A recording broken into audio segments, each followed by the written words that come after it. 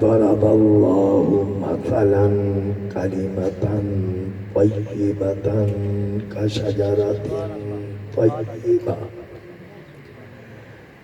أصلها ثابت وفرعها في السماء تؤتي أكلها كل حين بإذن ربها ويضرب الله الأمثال للناس لعلهم يتذكرون صدق الله العظيم. الصلاة والسلام عليك يا رسول الله وعلى آلك وصحبك يا حبيب الله. جناب مفتی علی اصغر صاحب جو اس وقت یوکے میں ان کے تایا جان جناب محمد شریف ان کا ختم چیلم ہے، دعا کی محفل ہے. میں نے جمعہ راولپنڈی میں پڑھا ہے، مجھے کہا گیا تھا کہ آپ نے اس محفل میں حاضر ہونا ہے، میں حاضر ہوا.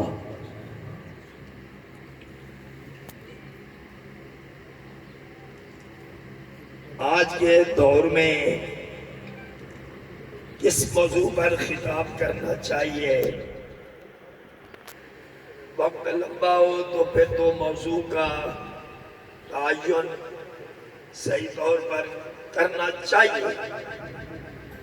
اگرچہ کئی لوگوں کا خیال ہوتا ہے تبرک کھانے جا رہے ہیں، مگر ہمارے علماء کوشش کرتے ہیں کہ کچھ نہ کچھ دین کی بات کوئی سنائی جائے لوگوں کو، اور یقیناً اس کا ثواب بھی جناب محمد شریف کو پہنچے گا. آج میں نے بلکہ گزشتہ جمعہ کے موقع پر میں نے اپنے نبی کی 4 بیٹیوں کا ذکر کیا اور میں نے دلائل سے ثابت کیا ہے. ان کی ولادت بتائی ہے، ان کا وصال بتایا ہے، کب ان کی شادی ہوئی ہے. سیدہ زینب، سیدہ رقیہ، سیدہ ام کلثوم، سیدہ فاطمہ الزہرا البتول. مگر دوسرے لوگ تو دوسرے ہمارے سنی علماء جب دعائیں فرماتے ہیں تو صرف ایک بیٹی کا ذکر کرتے ہیں، دوسری بیٹیوں کا نام ہی نہیں دیتے. مجھے جناب عرفان اور محبوب نقشبندی ان کی نعتیں بڑی پسند ہیں، اور خاص وجہ عرفان صاحب کی وجہ یہ ہے کہ ان کے والد گرامی سے کے ساتھ میرا بہت وقت گزرا ہے. شیخ فاضل صاحب وہ اپنی دکان پر یہ بات کیا کرتے تھے کہ ہمارے سنی بس مخصوص موضوع ہوتے ہیں، چھوٹا عالم ہو بڑا عالم ہو سب نے وہی پکائے ہوتے ہیں، وہ مطالعہ ہی نہیں کرتے. یہ جمعے کے جمعے ہوتے ہیں، سنیوں کو بھی اپنے عقیدے کا علم نہیں ہوتا ہے. سنی ہمیشہ ختم درود ان کا علم ہوتا ہے، میلاد کا علم ہوتا ہے کہ میلاد کرنا چاہیے، بس عرس منانا چاہیے. اور جب یہ لوگ جو مخالفین ہیں وہ اعتراض کرتے ہیں تو کہتے ہیں مفتی صاحب سے پوچھ لیں، وہ بتائیں گے کہ اس کا جواب کیا ہے. واحد اس وقت اہل سنت و جماعت ایسی قوم ہے جن کو قرآن و حدیث کی طرف توجہ نہیں. ہمارے چند علماء ضرور ہوں گے الا ماشاءاللہ. میں چونکہ وقت مختصر ہے اس وقت دونوں حضرات نے کلمہ طیبہ پڑھا ہے، بڑے بڑے خوبصورت اشعار پڑھے. میرا ذہن میں موجود تھا کہ میں موت کے حوالے سے بتاؤں گا کہ موت کیا ہے، حیات کیا ہے. وہ ان کے کلمہ پڑھنے سے میرا موضوع بدل گیا. میں نے کہا کہ میں کلمہ طیبہ کے بارے میں ہی بیان کرتا ہوں۔ سورت ابراہیم ہے، 13واں پارہ ہے۔ آیت نمبر اس وقت صحیح ذہن میں نہیں ہے کہ آیت نمبر کیا ہے۔ یہ دو آیتیں ہیں، ایک میں کلمہ طیبہ کا ذکر ہے اور دوسری آیت میں کلمہ خبیثہ کا ذکر ہے۔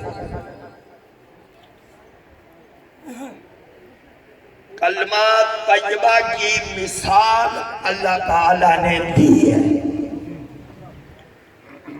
کلمہ طیبہ کیا ہے؟ ابھی میں نے اس کی پوری وضاحت نہیں کی ہے، مگر یہ بات ہے کہ کلمہ طیبہ کی اللہ نے مثال دی ہے۔ اگلی آیت میں کلمہ خبیثہ کی مثال دی ہے۔ خداوند عالم نے فرمایا کلمہ طیبہ کی مثال اعلیٰ درخت جیسی ہے، کا شجرۃ طیبہ، طیبہ درخت جیسی ہے۔ پھر مزید وضاحت کی ہے، درخت ذہن میں ایسا لاؤ، یہ مطلب نہیں کہ تلاش کرو ملے گا یا نہیں۔ کچھ چیزیں باہر ہوتی ہیں، اس کو کہتے ہیں خارج میں، کچھ چیزیں ذہن میں ہوتی ہیں، ان کا ظرف ذہن ہوتا ہے، ایک ظرف نفس الامر ہوتا ہے۔ اپنے ذہن میں لاؤ ایسا درخت، وہ بھائی سرو کا درخت بلند ہے، آم کا درخت بھی بڑا بلند ہے، بیری کا درخت بھی اونچا ہوتا ہے، اور بھی کئی درخت ہیں جو اونچے آپ دیکھتے ہیں۔ یہ چیل کا درخت ادھر پہاڑی علاقے میں دنیا دیکھتی ہے بڑا اونچا ہے، اور اللہ کہتا ہے نہیں، یہ جتنے درخت ہیں چھوٹے ہیں، تم ایسا درخت ذہن میں لاؤ جس کی جڑیں زمین میں ہوں، شاخیں آسمان میں ہوں۔ اصلها ثابت وفرعها فی السماء، اس کی جڑ زمین میں، شاخیں آسمان میں۔ یہ درخت کیا ہے؟ درخت تو ایک ہو گیا جو ذہن میں آپ لے آئے، چاہے آپ کو کہیں بھی نہ ملے مگر ذہن میں تو لے آئے۔ بھائی درخت ایسا ہے جڑیں زمین میں ہوں، تو درختوں کی جڑیں زمین میں تو آپ دیکھتے ہیں اونچے اونچے درخت بھی ہیں، اور یہ اور اونچا ہے اور اونچا ہے۔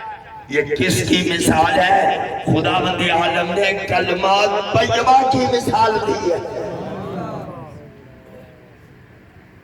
اور کلمہ طیبہ کیا ہے؟ اگلی بات کرنے سے پہلے ابھی بات مکمل نہیں ہے۔ کلمہ طیبہ کیا ہے؟ میں نے اپنی تفسیر میں جو میں نے لکھ چکا ہوں اور انشاءاللہ چھپنے والی ہے 7 جلدوں میں نے کلمہ طیبہ کے بارے میں ایک تو یہ لکھا ہے، 2 باتیں میں عرض کرتا ہوں، ویسے تو زیادہ ہے۔ کلمہ طیبہ ہر وہ اچھی بات ہے جو قرآن کے مطابق اور نبی کے فرمان کے مطابق ہو۔ ذرا اونچی آواز سے کہہ دو سبحان اللہ۔ یہ کلمہ طیبہ ہے۔ آپ کو کوئی بھی بات کرتے ہوئے سوچنا ہوگا کہ میں اچھی بات کر رہا ہوں یا بری بات کر رہا ہوں۔ اگر آپ کی بات اچھی ہے تو یہ اس درخت کی طرح ہے جس کی جڑ زمین میں، شاخیں آسمان میں۔ اور اگر آپ کی بات بری ہے تو آپ کو وہ بھی بتا دیتا ہوں کہ وہ کیا ہے۔ اس لیے جب بھی بولو، قرآن میں ایک لفظ ہے، میں نے ہمیشہ علماء کو کہا ہے، اللہ آپ کے رزق کا بندوبست کرے گا، لیکن حکم خدا کا سن لو، قل الحق، صبح شام دن رات جب بھی زبان تمہاری کھلے، تمہاری زبان پر حق جاری ہونا چاہیے۔ قل الحق، ہمیشہ حق کا۔ ایک تو یہ کلمہ طیبہ یہ ہے جو میں نے بتایا آپ کو۔ دوسرا کلمہ طیبہ وہ ہے جس کے پہلے حصے میں اللہ کی توحید کا بیان ہے، دوسرے حصے میں ہمارے محمد کی رسالت کا بیان ہے۔ یہ جو کلمہ شریف میں بچے پڑھ رہے تھے یہ کلمہ طیبہ ہے۔ ہم یہی کلمہ طیبہ پڑھ کر مسلمان ہوتے ہیں۔ کلمہ طیبہ اس میں توحید بھی ہے، رسالت بھی ہے، اور عجب بات یہ ہے کلمہ طیبہ کے دو حصے ہیں۔ پہلا حصہ جتنے حرف استعمال ہوئے کسی پر نقطہ نہیں ہے، اور دوسرے حصہ میں جتنے حرف استعمال ہوئے کسی پر نقطہ نہیں ہے۔ اس کا مطلب یہ ہے ادھر خدا کی توحید ہے، ادھر محمد عربی کی رسالت ہے، محمد بھی عیب ہے، محمد کو بھیجنے والا خدا بھی عیب ہے۔ سبحان اللہ، نعرہ تکبیر، نعرہ رسالت، یا رسول، نعرہ تحقیق، نعرہ اہل سنت۔ حاضرین محترم، لا الہ الا اللہ، اس میں اللہ ہے، اس میں بھی 4 حرف، دوسرے حصہ میں محمد ہے، اس میں بھی 4 حرف، اور پھر اللہ کا لام مشدد، محمد کی میم مشدد۔ یہ شد عرب زبان میں کیا ظاہر کرتی ہے؟ بظاہر تو ایک حرف دوسرے حرف میں داخل ہوتا ہے، مگر اس کے اوپر 3 سے 1 نشانی ہوتی ہے۔ فرمایا یہ تاج ہے، مطلب یہ ہے کہ اللہ بھی تاج والا، محمد بھی تاج والا۔ سبحان اللہ۔ کلمہ طیبہ یہ کچھ لوگوں کو یہ ہے کہ یہ کئی مقامات پر ان کی زبانوں سے نکلتا ہے، نماز کے بعد پڑھو ٹھیک نہیں ہے، جنازے کے ساتھ پڑھو ان کا یہ نظریہ ہے، یہ ٹھیک نہیں ہے۔ بہرحال یہ بہانے، عذر، جھوٹی دلیلیں، فرضی من گھڑت دلیلیں، ان کی کوئی حیثیت نہیں ہے۔ آپ کلمہ طیبہ جس وقت بھی پڑھیں، قرآن کی نص ہے۔ کئی ہمارے لوگ دلیلیں دیتے ہیں جی حدیث سے کہ ٹھیک ہے، وہ بھی درست ہے، لیکن حدیث کی طرف بعد میں جاؤ۔ الاول کتاب اللہ، سب سے پہلے اللہ کی کتاب ہے۔ جب قرآن میں ایک چیز موجود ہے، کلمہ طیبہ کا ذکر جب قرآن میں موجود ہے، تو پھر ہمیں کسی اور طرف جانے کی ضرورت کیا ہے؟ خداوند عالم نے فرمایا کلمہ طیبہ اس درخت کی طرح ہے جو بہت اچھا درخت ہو، ذہن میں لاؤ اس کی جڑیں زمین میں، شاخیں آسمان میں۔ یا اللہ وہ جو درخت تو نے بتایا کلمہ طیبہ کی مثال دی ہے، وہ درخت پھل کب دیتا ہے؟ خدا نے فرمایا تو تھی اکلہا کل حین بإذن ربہا، رب کے اذن سے ہر زمانے میں پھل دیتا ہے۔ کوئی نماز کے بعد پڑھے، کوئی جنازے کے ساتھ پڑھے، اکیلے پڑھے، محفل میں پڑھے، جب بھی کلمہ طیبہ پڑھا جائے گا وہ اپنا پھل ضرور عطا فرمائے گا۔ اس کے بعد بھی دلیل کی ضرورت ہے۔ فیصلہ آباد میں ایک مولوی صاحب تھے، انہوں نے کہا جی یہ جو آپ کرتے ہیں جنازے کے ساتھ یہ بدعت ہے۔ میں نے کہا اللہ کا قرآن کہتا ہے ہر زمانے میں یہ کلمہ پھل دیتا ہے، تم بتاؤ کب یہ پھل نہیں دیتا؟ کہنے لگا یہ تو میں نہیں کہہ سکتا، مگر میرا دل کہتا ہے میں نے کہا تو اپنے دل کو سنبھال کے رکھ، تیرا دل قابل اعتبار نہیں ہے، اللہ کا قرآن قابل اعتبار ہے۔ سبحان اللہ۔ وہ کہتا ہے ہر زمانے میں پھل دیتا ہے۔ یادا کلمہ طیبہ جب بھی پڑھا جائے گا وہ اپنا پھل ضرور عطا فرمائے گا۔ پھر اللہ یہ مثالیں بیانوں کے لیے کرتا ہے، جو تدبر کریں، غور و فکر کریں۔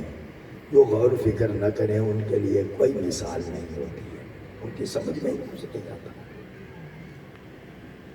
حضرین محترم، کلمہ خبیثہ ومثل کلمۃ خبیثۃ کشجرۃ خبیثۃ، خبیث کلمہ خبیث درخت کی طرح۔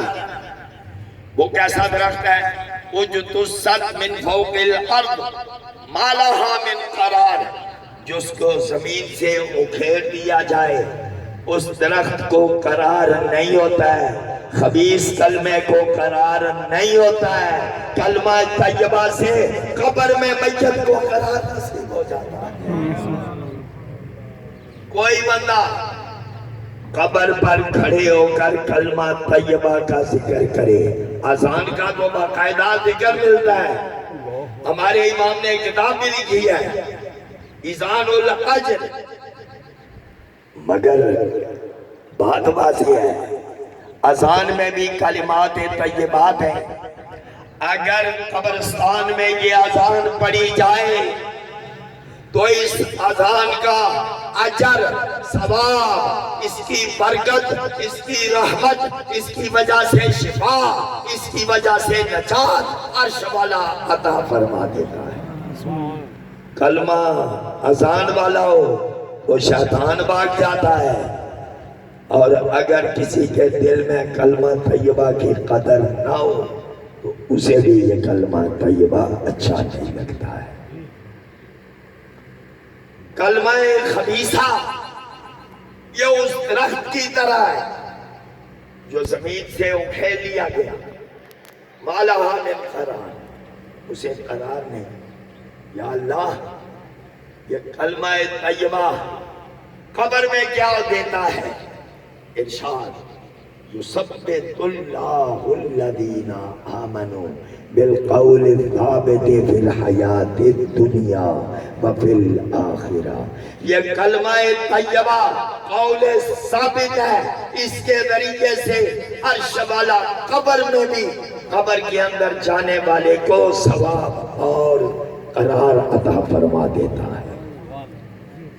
حاضرین محترم، یہ جو کلمہ طیبہ کی مثال اور کلمہ خبیثہ کی مثال ہے، 13واں پارہ سورۃ ابراہیم میں نے آپ کو بتائی ہے، اور اس کے شاید تیسرے یا چوتھے رکوع میں ہے۔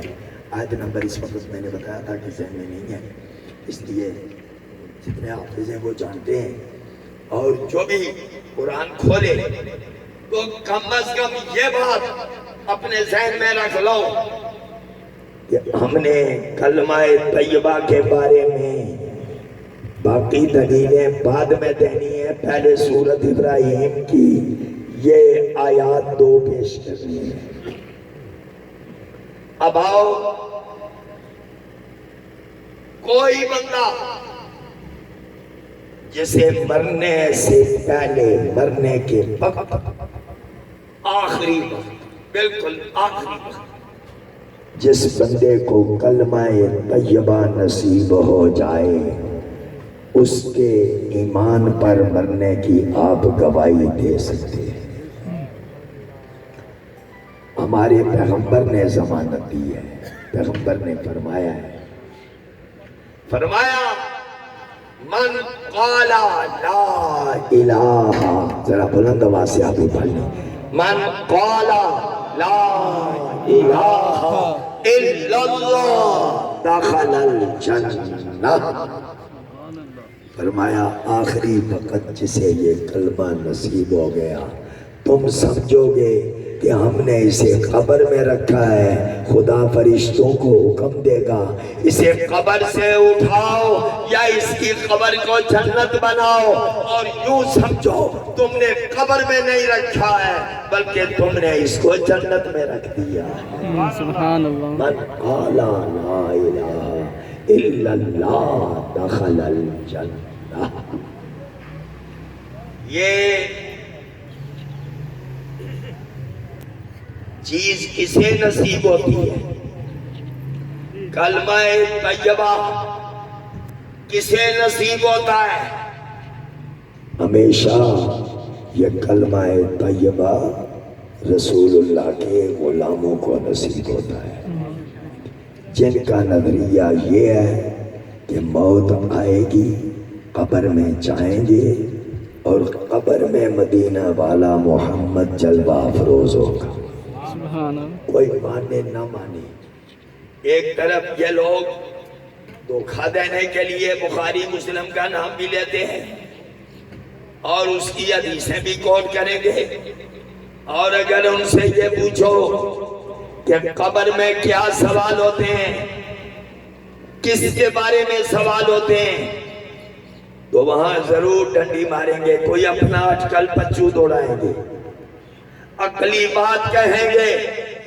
مطلب یہ ہوتا ہے کہ مسلمانوں کو مدینے والے سے محبت، پیار اور قبر میں ان کا انتظار نہیں ہونا چاہیے۔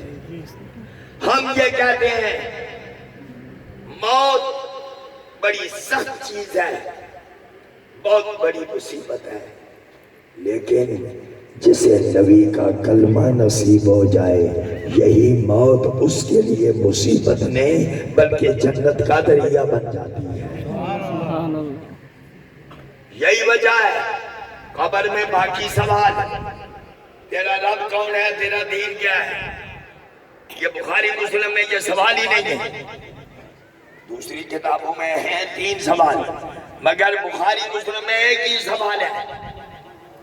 پوچھا جائے گا یہ جو پیاری پیاری زلفوں والا تیرے سامنے ہے، صدق والا، صادق، مصدوق، جو سراپا سچ ہے، یہ جو قبر میں آیا بتا پہچانتا ہے یا نہیں پہچانتا؟